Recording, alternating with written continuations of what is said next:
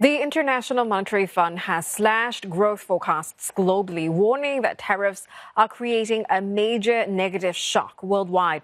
And the IMF projects the hardest hit will be the United States. Nick Harper reports from Washington. Perhaps not since the start of the COVID-19 pandemic has there been an IMF forecast that paints a picture of such uncertainty. 5 years ago, it was the global pandemic and closed borders causing problems. Now it's the United States' new trade policies and tariffs. They are creating, the IMF says, a major negative shock on global growth. The last update to the IMF's World Economic Outlook was in January, just before Donald Trump's inauguration. Now, due to the US policy changes in those 3 months, the IMF says it has been forced to cut its global growth forecast by half a percentage point and now sees just 2.8% growth this year. The landscape has changed since our last World Economic Outlook update in January. We're entering a new era as the global economic system that has operated for the last 80 years is being reset.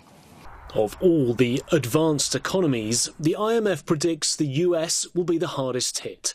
Its growth has been slashed by almost a full percentage point, from 2.7% to 1.8% growth. China will see a 0.6% reduction this year, compared to January's forecast, down to 4% overall growth, while Japan's forecast is cut by half a percentage point and India slides 0.3%.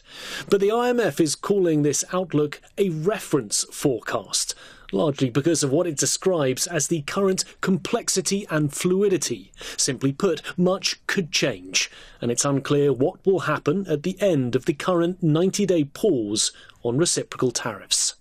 The IMF also warned that financial stability risks have increased significantly as a result of President Trump's tariffs.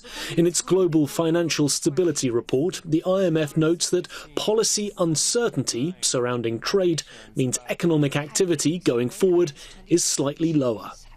The decline in investor confidence that we have seen has triggered recent sell-offs in equity markets. The tightening of global financial conditions is putting downside pressure on economic activity. Other concerns are that the tariff turmoil could weigh on banks, and some financial institutions could face US dollar funding pressures as a result of the heightened volatility and uncertainty.